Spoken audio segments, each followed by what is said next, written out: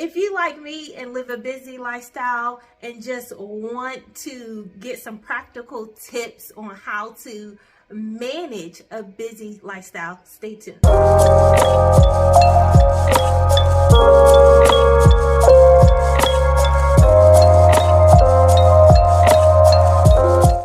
Darnaya Darice. Here, I like to post about lifestyle tips and inspiration. You get a little bit of everything here.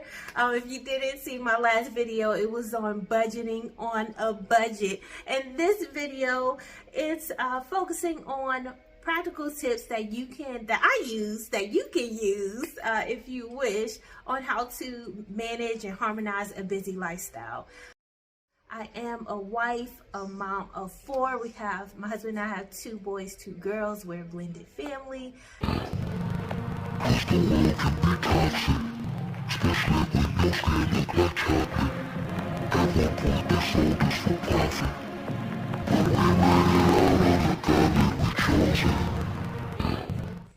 We both also work full-time jobs. We work from home, gratefully, remotely, and we actually work for the same company as well, so that's quite funny.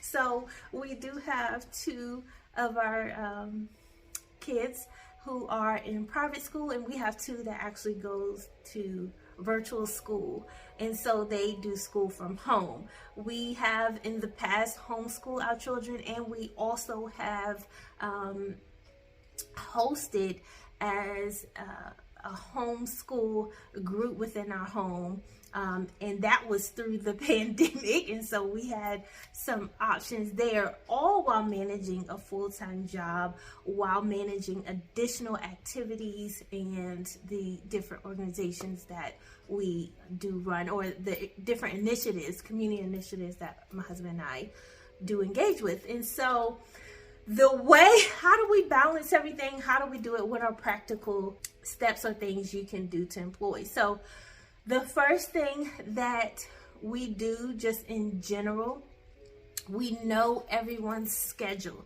So with our particular job that we work at, our position, we basically have the flexibility of hours. So we do work full time, but we have the ability to set the time we start, set the time we end, set the time we go on breaks and lunches. As long as we get our work done, we attend virtual meetings when we need to, things of that nature. So we still do full time, but we have so much flexibility with that, especially during our all seasons. And so with that, we also manage our children's school schedule. Have their set schedules. They're pretty much all in double digits, so they know how to check their emails. They know we have a driver in the home, an additional driver in the home, and so we have 2 of our oldest kids are both in 10th grade, and they are different ages. And again, when we homeschool, we actually did 2 grades at a time, so our kids were able to jump up ahead of time past their track, and that's how we have our 13-year-old who just turned 14 in the 10th grade, and we have a 16-year-old in the 10th grade. So we manage our schedules and we adjust as we need to. So I would say, if you're busy and you're a parent, not just a mom, but if you're a parent, manage it, get your schedule in 2024, line it up. What do you need to do? When can you start work? If you work on site and you don't work at home like us, that's fine. What is your on-site schedule? What time do you have to be there? When do you have your breaks? When do you have your lunches? Because we look to make everything, even the activities that are during work hours, we make sure we set our times and our breaks and our lunches for when we can make or we take turns and things of that nature. Another thing that we do, specifically me, is I try to meal prep.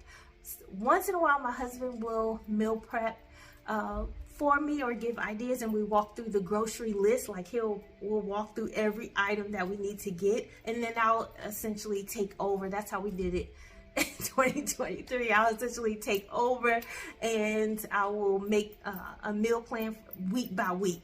Because we're a big family, Doing it monthly does not work. Like, I have to do like week by week grocery shopping, week by week meal prepping. So that's how I just like to do it, to keep that flexible. Now, sometimes, I'm going to be honest with you, that meal prepping, sometimes I get like, oh, I'm just going to order out. But I'm getting better. If you watch my last video, I'm in both two of my last videos, and look at my planner and things like that, I already have it filled out. I already know what I want to do this year and get better at. So there are some days in 2023 where I was like, okay, we'll eat out because it's so much to do. We're all getting home late, that sort of thing. And there's some days where I'm figuring out what we're going to eat midday. So meal prepping has worked when I've done it.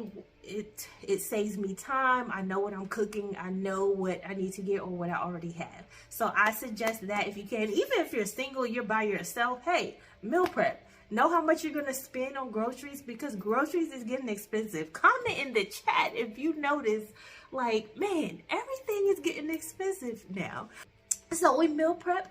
Another tip I would suggest is habit stacking. So I have personal goals that I want to achieve. Also, we have family goals that we want to achieve. But personally, habit stacking for me has been working great, and I've been amping it up for 2024. Stacking those habits with drinking water. My goal is to read 50 books this year. I already study a second language, and I use Duolingo for that. I'm pretty sure many of you may have heard of it, Duolingo. And so since I already study a second language, I spend at least 45 minutes a day doing it. Habit stacking is, okay, let me add to reading to that. Once I'm done with that, let me go ahead and read while I'm doing that task, getting that task completed anyway. And so I've already mapped out, for me, my goal is to read 50 books this year. That's 4 books a month, basically 1 book a week, and I haven't mapped out how many pages I'm going to read. Like this week, I'm reading Rich Kid, Smart Kid, and I'm reading about 35 to 36 pages a day. So habit stacking is good just for any habits, whether it's personal habits you're tackling, family habits, what you're doing, activities. Stack what you already have in a routine, add a productive habit to that. Also, task batching. You can utilize, and it goes hand in hand with habit stacking, task batching, okay? Get tasks done that are similar. Get it done around the same time when you're already completing one task. If you have a similar task, emails, calls.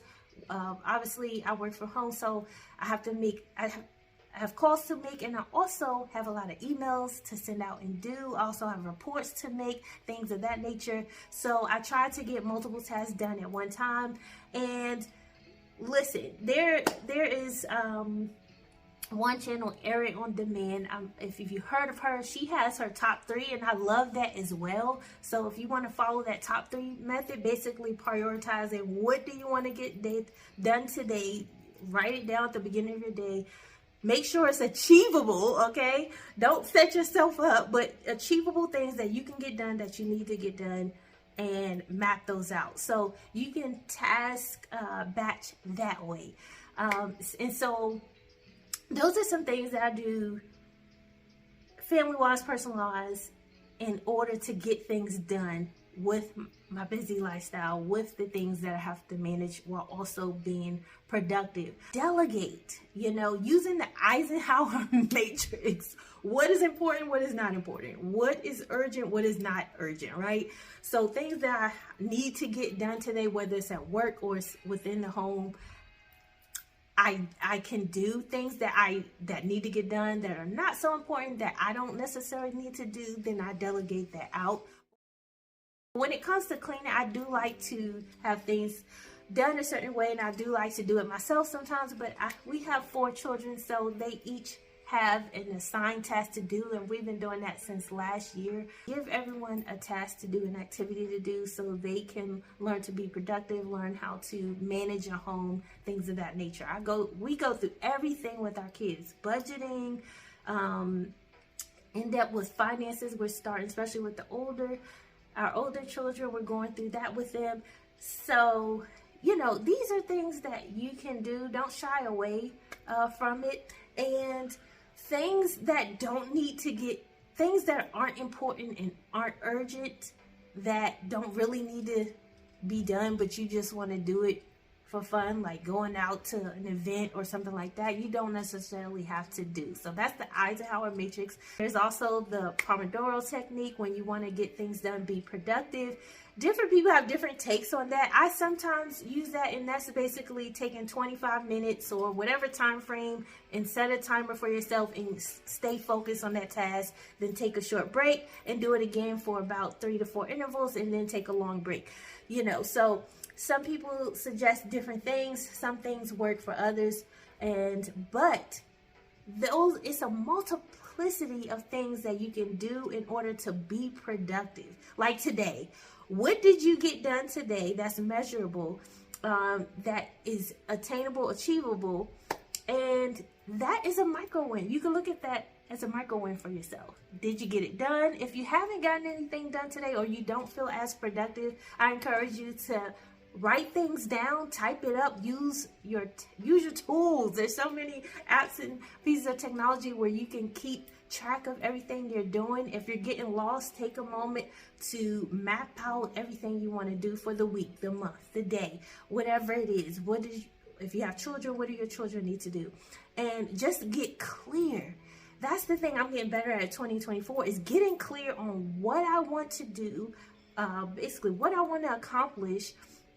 What do I want for my family, my children? What extra things I want to learn? How am I going to make this year the best year yet? And we say every year because every year should be the next level, or a step up from the previous year. Don't go backwards. And I know sometimes it can feel like you're going backwards, and I'm being long-winded here, but thank you. If you're still tuning, thank you. Thank you. Like, comment, share. Let me know, what are you working on this year? But for me, it's like, listen, sometimes it feels like you go a step forward and then something happens and it takes you 2 to 3 steps back. Because last year we had a great opening to the year, the first 6 months, everything rolling in, and then we had a little setback, but we were still good. And I look at things differently because it's all in our perspective. If you think of a slingshot or a bow and arrow, when you're trying to launch that arrow, it has to be pulled back to get strength and get the power to propel forward as far as you can. That's like, to me, I look at that in my life and I'm like, don't look at this as step back. It's preparing me to propel forward and higher. So what do I need to do in order to make that happen? Well, I hope you enjoyed this video. I hope you got some value of it, because that's why I like posting. I'm honestly out of my comfort zone because I don't really like being in videos or for a camera, but I said, no, 2024, I'm going to be consistent, because if you'll see that I have videos like nail videos, hair videos, you'll see my youngest. If you go back and look through my video list, but it's not consistent because I'm like, oh, just doing it here and there, trying it out. But I said this year I'm going to be consistent. Step out there, Nate. It's okay. And I have value and impact that I want to offer, and it's enough people talking out there. It's enough funny things going out there. I just want you all to understand that you have supporters out there, that you have motivators out there, and that we're all in this together.